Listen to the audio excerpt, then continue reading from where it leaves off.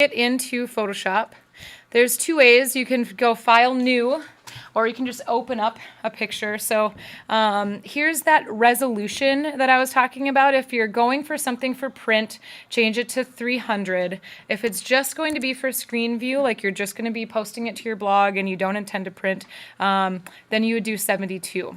We've also talked about the color mode before. RGB is meant for what? Screen view or print?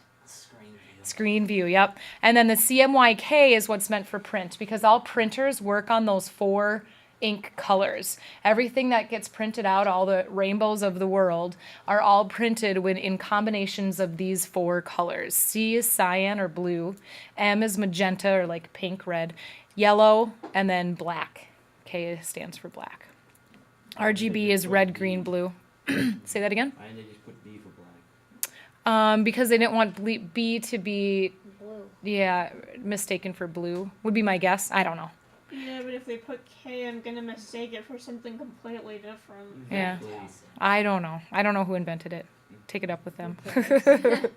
Okay, so you can adjust that as needed. Up here, there's presets. US paper is the 8.5 by 11, the standard piece of paper. And then the largest paper that our printers can print is 11 by 17. Whether that's width or height, that doesn't matter, but 11 by 17, that's also known as a tabloid. It's not in these presets, and I don't know why, but okay. So I'm just going to go with US paper. Click OK. All right, so there's one way to open up, or if you were to go File, Open, and then you would be able to pick out a photo that you wanted to work with, and it's just going to take up that whole screen. This is a photo I took over the weekend on my travels. Okay, let's see here. Now, the layout is very similar to Illustrator. We have our toolboxes up here, our top menu bar. Every time that you select a tool, you'll notice that the options up above will change. And in fact, you're going to notice a lot of the same sort of tools as well. You have an expanded area of like selection tools up here. You have some drawing tools, pencil, brush, and these are all these like spot healing patch tools. These are all ones to correct photos. We'll be talking about that in a few days. Same thing with the clone stamp tool. So these are photo correction tools. Eraser tools, blur, sharpen, and smudge are all photo correction tools. Same thing with burn, dodge, and sponge. All of these things I'll be going through, a little bit more. We don't have as many type options in here. Oh, doesn't like that. There we go. It's basically horizontal or vertical type. We don't have like type on a path like what we had in AI. And then here's where our shapes are. So just set up in a little bit different of a way. And also color works in a different way here as well. This is not like a fill and our stroke like it was in AI. These are just like the 2 colors. Imagine this as like if you had 2 paintbrushes in your hand and you could flop between those 2. That's how color works in here. And in fact, the way the colors that you have selected here matter as we get into the filters, which we will be going over in just a moment. Okay, and then here's our panels. I'm going to start off fresh on our panels here. So under Window is how you open up your panels. The panels that I suggest for you to have open are, like on the 4th page there, are 4 of them. One is History, right here. And I'm going to pull this out so that it's a little bit separate here. I don't want Actions. And then I don't. Give me a second. Okay. So a couple of these are pretty nice to have open. Something that's different in Illustrator than from Photoshop is that you can't Control Z all your way back. Instead, you have to use this history. So as I start to come on here, you can Control Z once and that's it. Yeah. So you can't, there's not like a numerous amount of, if I were to just draw in here, I have a couple of, lines that have been made. If I control Z, it's just going to take me back to that last one that I did. Stupid. So instead, you have to go up on your history up here. And I can go as far back as to open, so I can even click it to when I originally opened up that photo. So what is kind of cool is now I can go back and I can really kind of keep a history, a journal of all the stuff I'm doing to my photo. So something that's interesting. Navigator up here, this is another way for you to zoom in and out and then move that zoom around to kind of quickly navigate through the photo versus having to use the zoom in and out tool a lot. Okay, color. Here's our color up here. Like I said, color is used very differently in this program, and it'll start to make more sense as we move on.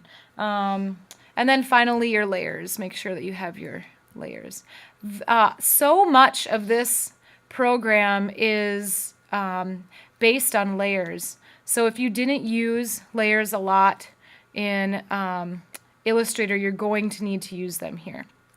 Okay, so I have this photo in here that I placed. If you opened up a document, you have to go File, Place, and then you select your picture and File, place it in there. At this point, when you place a photo in, you can move it around. You can scale it down and place it on here as you want. And even when you place this on here, you can even go as far as to tipping that to a side if you want it to. But you'll notice I can't do anything. I can't even select other tools until you physically place the file. So yes, place the file. If I didn't do that, you can also double click to make that file be placed on there. So, all right, I'll go back to this one.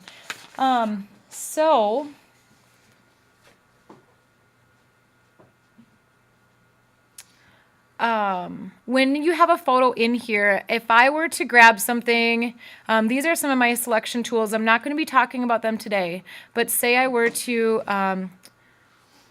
go on here and I want to take out a big circle because, I don't know, I'm going to put something else in there. And I were to click delete, you're going to get a window that pops up. You can't really do anything. You just can't delete it regularly. Well, what happens is that it's coming in as a background image. And so if you double click on background here and make it into a true layer, now I can take that away.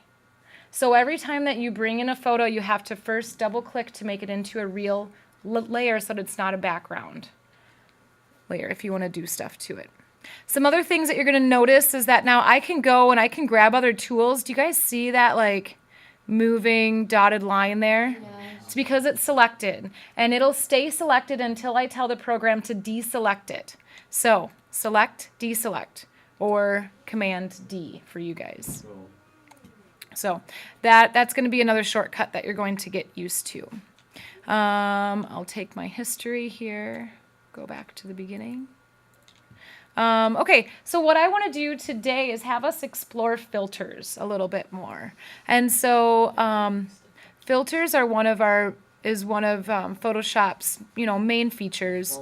Filter gallery of Yeah, right. So all of these right here are also in this filter gallery, meaning that you can quickly change between each of the filters. Lens correction and vanishing point are going to be something that I might go over a different time. Actually, vanishing point, I know I will, because that one's pretty cool. Lens correction, probably not. It's more so for just kind of correcting photos.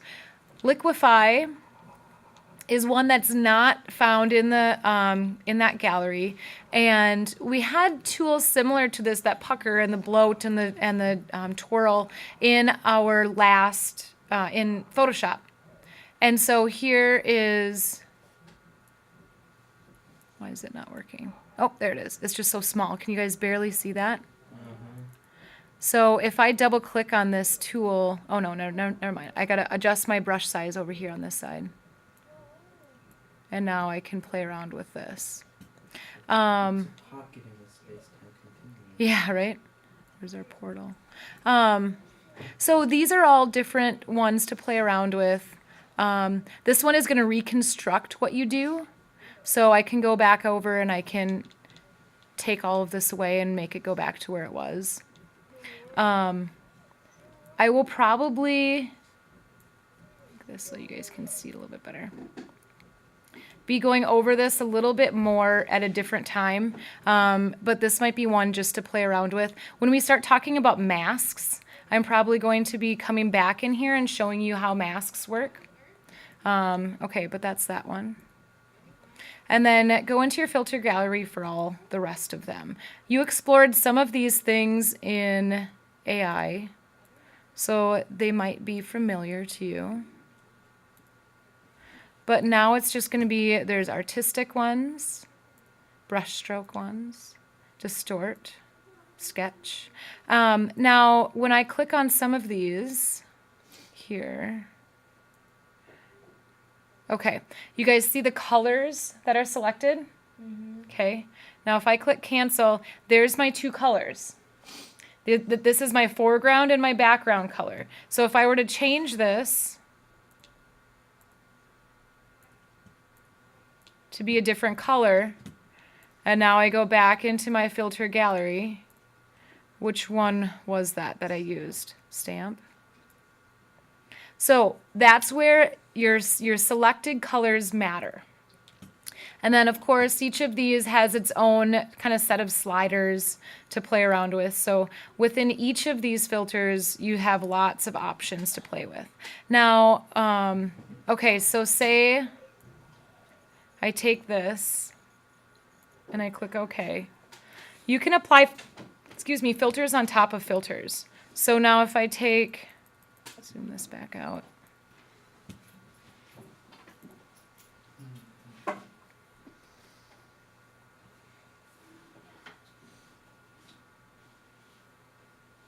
This must be a really large photo. I might have to take a look at that. So you are able to put filters on top of filters. If you start doing like too many filters, the program, it's going to start to drag it down. So be cautious about that. But do test out different features as they go on together. So, all right, that is all about filters. Why don't you guys try it out?